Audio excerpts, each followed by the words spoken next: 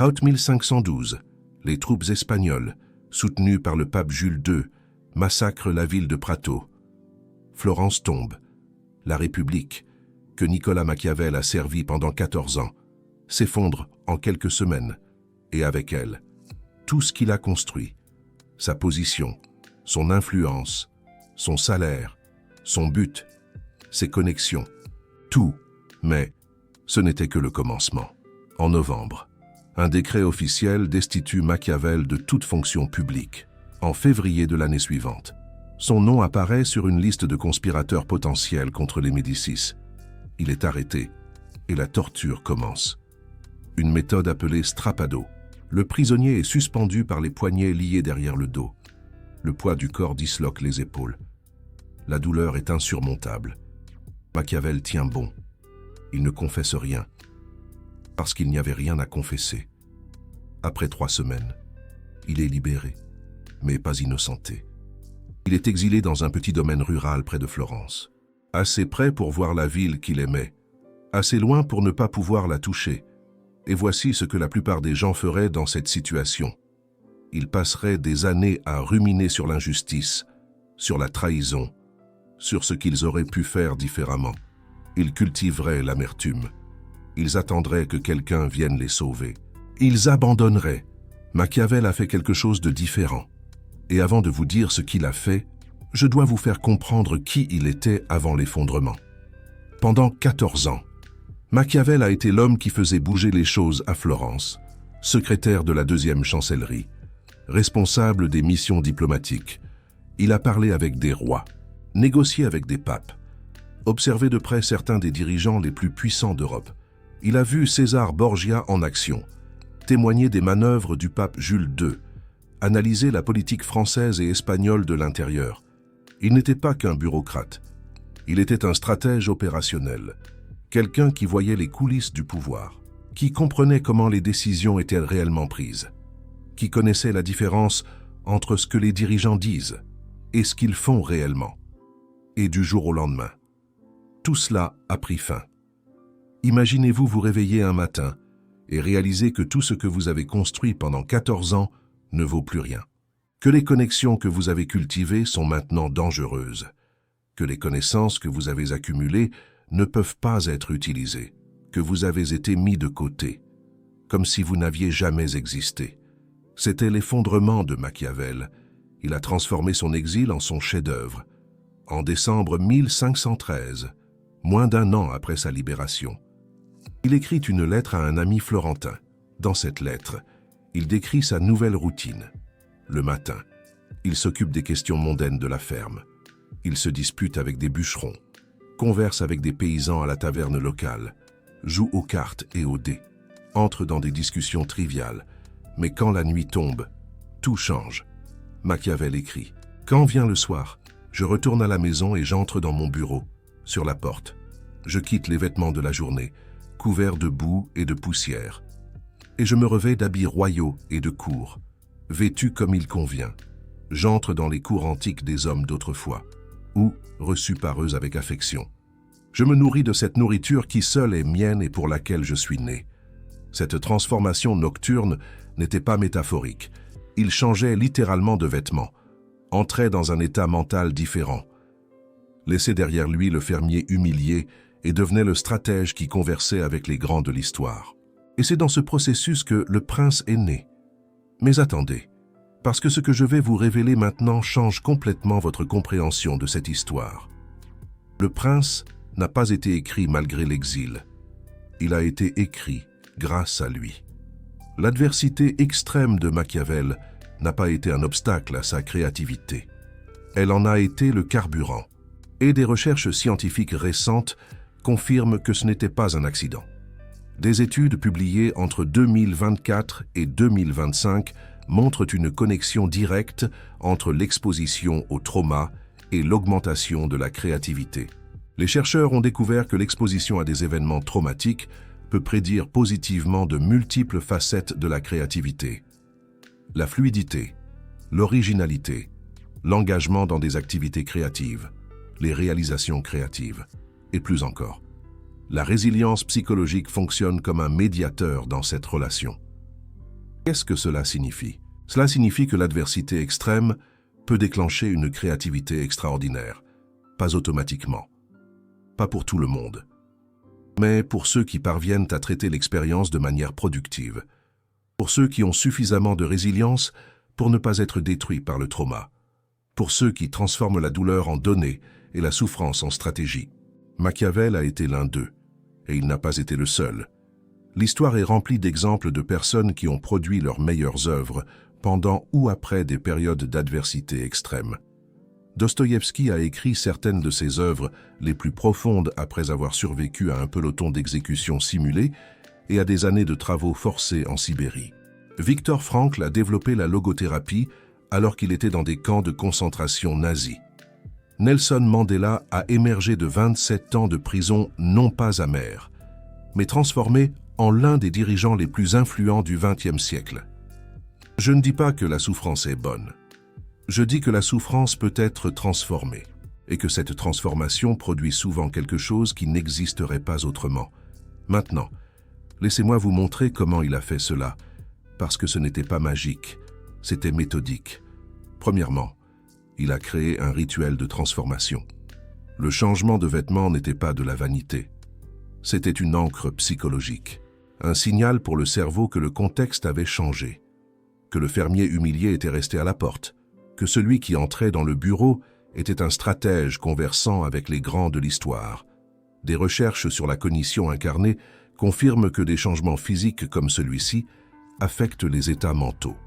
Ce n'est pas de la superstition, c'est de la neuroscience.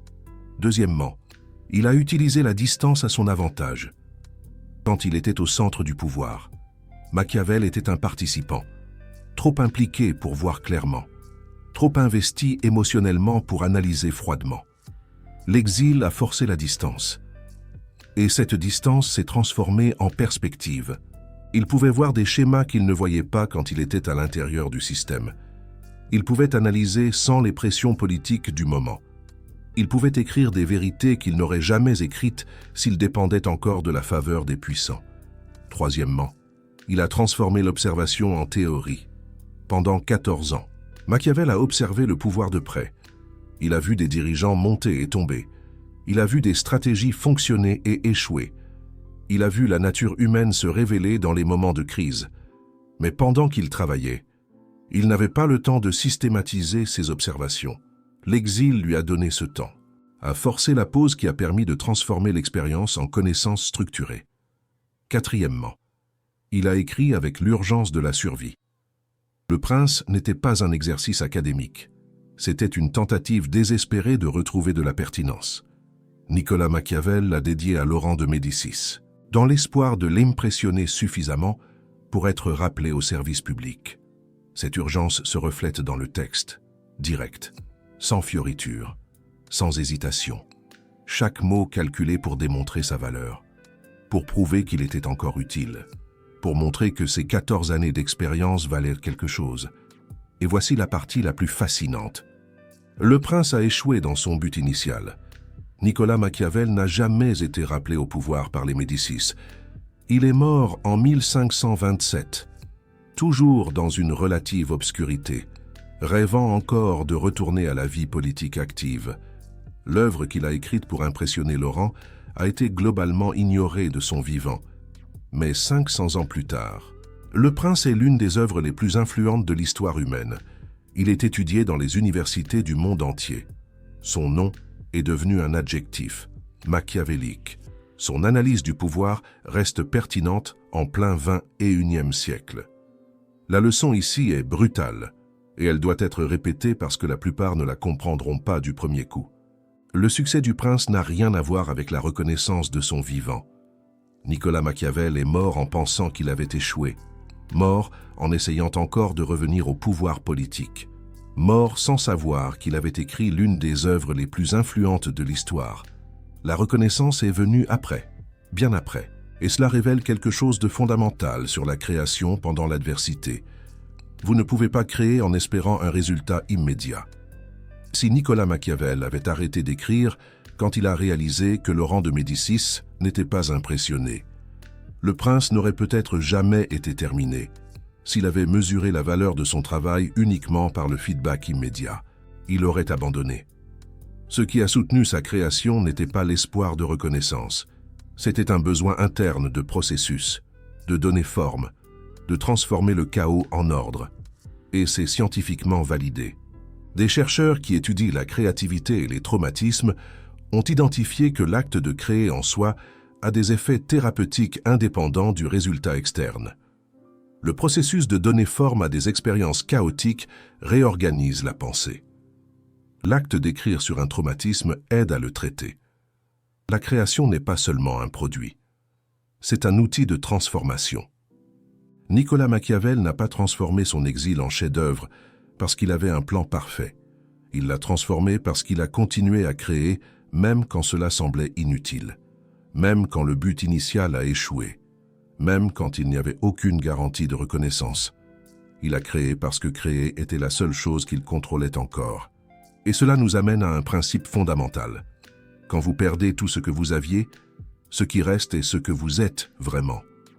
Quand les circonstances externes s'effondrent, ce qui émerge est votre essence. Nicolas Machiavel a découvert en exil qu'il était avant tout un penseur stratégique, un observateur de la nature humaine, un écrivain. Pas parce qu'il l'avait choisi, mais parce qu'il ne pouvait pas être autre chose. Et vous, que reste-t-il quand tout est enlevé? Laissez-moi vous donner un exemple qui est peut-être plus proche de votre réalité. Vous avez perdu un emploi, ou une relation, ou la santé, ou la direction. Et maintenant vous êtes dans une période de limbe, sans savoir quoi faire, sans savoir qui vous êtes en dehors de cette identité que vous avez perdue.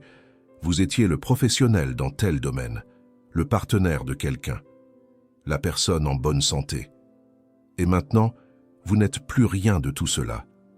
C'est un petit domaine rural près de Florence, votre propriété rurale d'exil, le lieu où vous avez été forcé d'aller quand tout ce qui vous définissait a été supprimé. Et voici la question à laquelle Nicolas Machiavel a répondu et à laquelle vous devez également répondre. Que vas-tu faire de ce temps? Vas-tu passer des années à ruminer l'injustice sur ce qui aurait pu être différent? Sur qui est coupable? Ou vas-tu utiliser cette période de pause forcée pour découvrir qui tu es vraiment? Pour créer quelque chose qui n'existerait pas si tu étais encore trop occupé à être qui tu étais avant? L'exil de Nicolas Machiavel a duré jusqu'à la fin de sa vie, environ 14 ans. Il n'est jamais revenu au pouvoir politique de manière significative. Mais ces 14 années d'exil ont eu plus d'impact durable que les 14 années précédentes d'activité politique. La carrière qu'il a perdue est une note de bas de page historique. Le travail qu'il a créé pendant la perte est étudié dans les universités du monde entier. Laissez-moi vous parler de la science derrière cela.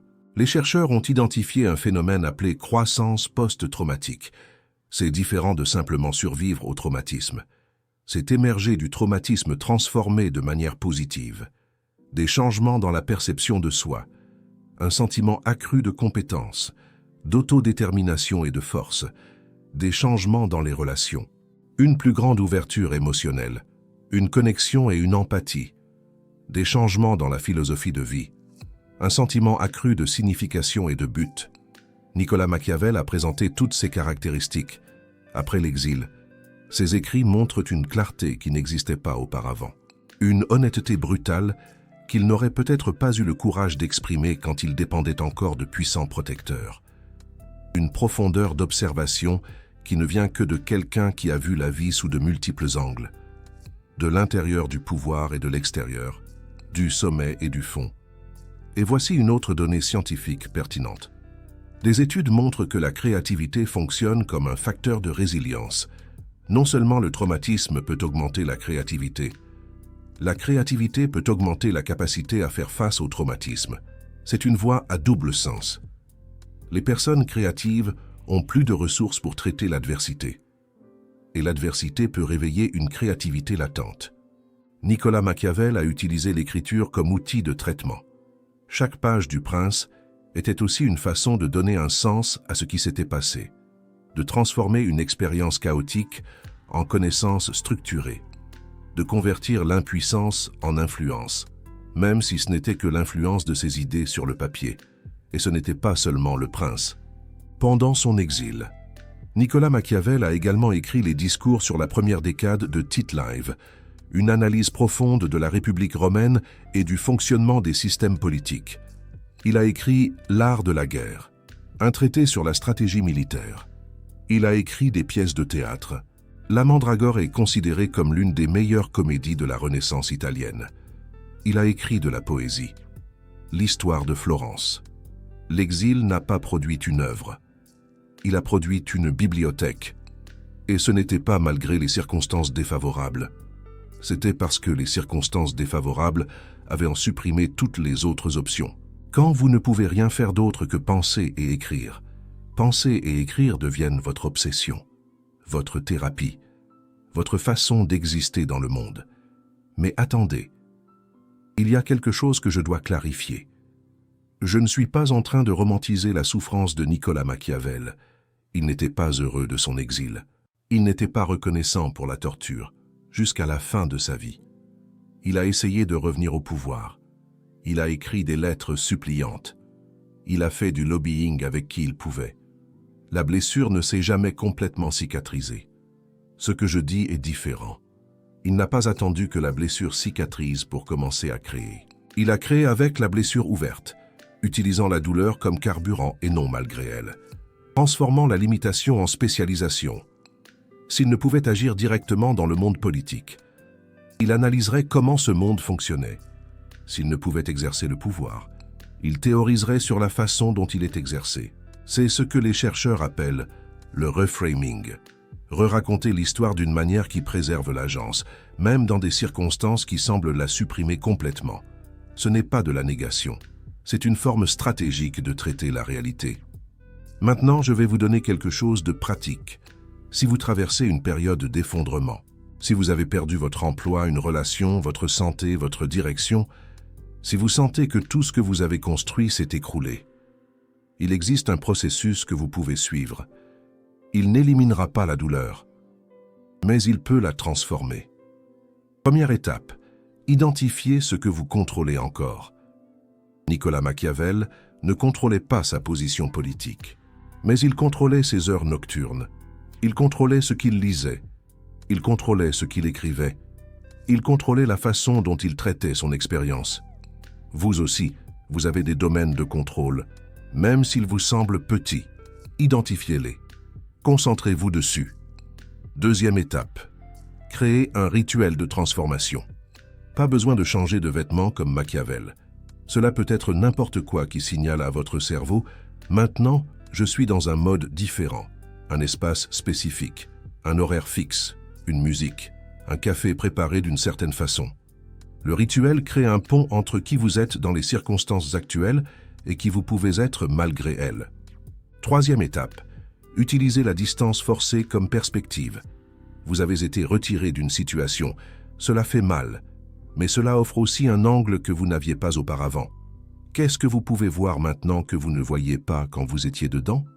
Quels schémas sont devenus clairs? Quelle vérité pouvez-vous articuler que vous n'auriez pas articulée si vous dépendiez encore de la situation? Quatrième étape, transformez l'expérience en connaissances structurées. Ce que vous avez vécu vous a appris quelque chose.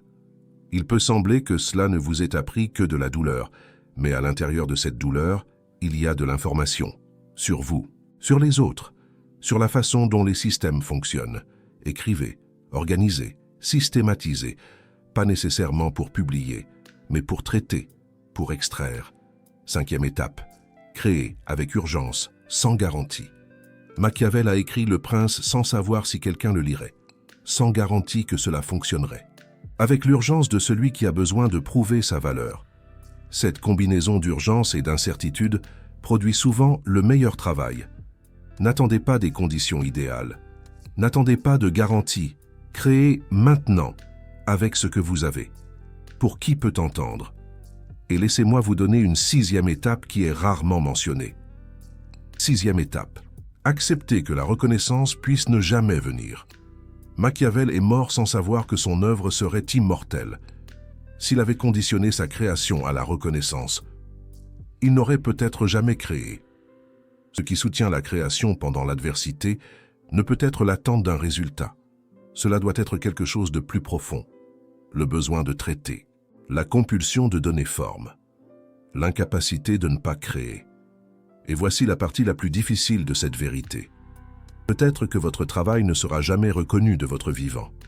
Peut-être que vous créerez pendant des années et que personne ne le remarquera. Peut-être que le monde ne percevra la valeur de ce que vous avez fait qu'après votre départ. Vous devez faire la paix avec cette possibilité. Pas pour être pessimiste, mais pour créer pour des raisons qui indépendent de la validation externe. Nicolas Machiavel a créé parce qu'il ne pouvait pas ne pas créer, parce que c'était qui il était, parce que le processus lui-même avait de la valeur indépendamment du résultat. Et c'est la seule motivation qui survit à l'adversité prolongée. Nous arrivons maintenant à un point important. Vous venez de recevoir non seulement l'histoire de la façon dont l'une des œuvres les plus influentes de l'humanité a été créée, vous avez également reçu le processus derrière elle, validé par la science, traduit en étapes pratiques, connectant 500 ans de sagesse machiavélique avec des recherches de 2025. Ce type de contenu ne surgit pas par hasard. Il exige de la recherche. Il exige des connexions que la plupart ne font pas. Il exige le courage de montrer que l'adversité peut être transformée sans romantiser la souffrance, d'être brutalement honnête sur le processus sans vendre d'illusions de facilité. Le super thanks là-dessous, c'est vous qui dites « continuez à faire ce travail ». Continuez à traduire l'histoire en stratégie. Continuez à connecter la sagesse ancienne avec la science moderne. Continuez à livrer des vérités utiles, sans filtre motivationnel. Quand vous cliquez sur ce cœur doré, vous ne faites pas qu'appuyer une chaîne. Vous votez pour un type de contenu qui vous traite comme un adulte capable de gérer la complexité, qui ne simplifie pas trop ni ne complique inutilement, qui livre des outils réels pour une transformation réelle. Faites partie de ceux qui comprennent que créer du fond est possible. Difficile, mais possible. Maintenant, laissez-moi terminer avec quelque chose que vous ne savez peut-être pas.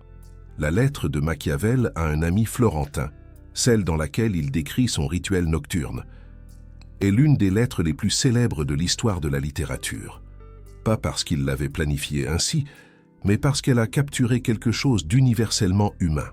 La capacité de créer de la beauté au milieu de la ruine, de trouver un but au milieu de la perte, de transformer ce qui aurait dû vous détruire en ce qui vous définit.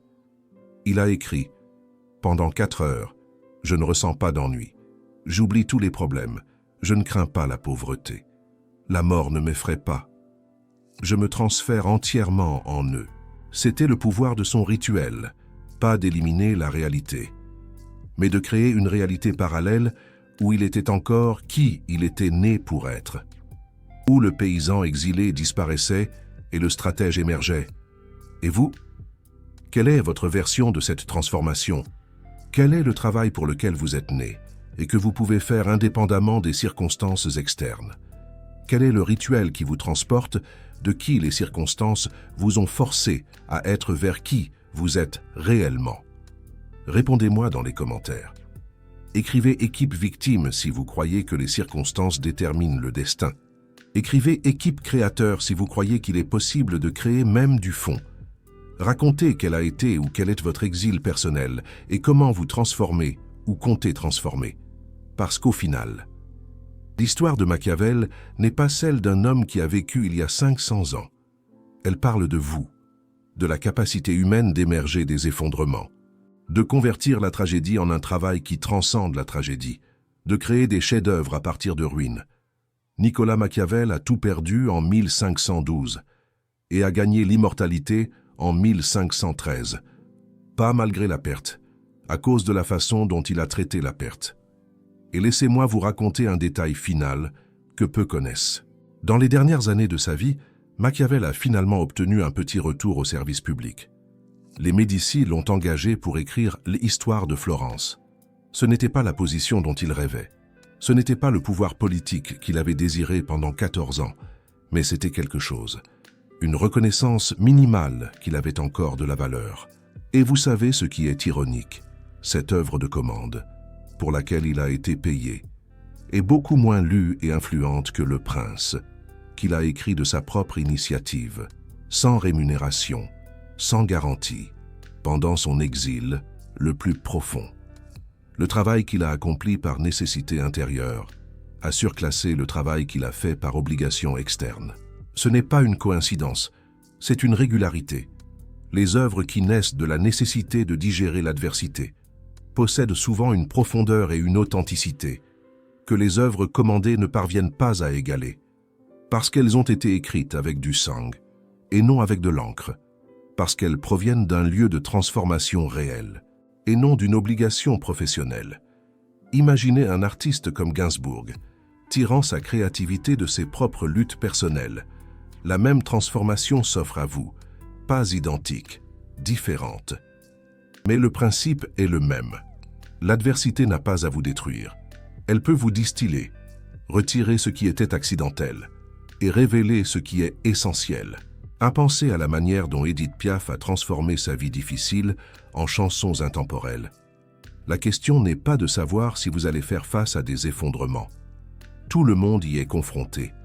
La question est de savoir si vous allez les laisser vous définir, ou si vous allez les utiliser pour découvrir qui vous êtes réellement. Nicolas Machiavel a découvert qu'il était un écrivain, au moment où il ne pouvait plus être politiquement actif. Et cette découverte forcée a produit quelque chose qui n'aurait jamais existé autrement. C'est comme Jean-Paul Sartre trouvant sa voie dans l'après-guerre, une voie façonnée par l'épreuve. Qu'allez-vous découvrir dans votre moment d'effondrement? Et plus important encore, allez-vous avoir le courage de créer, même sans garantie? Parce que c'est exactement ce que Nicolas Machiavel a fait. Et 500 ans plus tard, nous parlons encore de lui.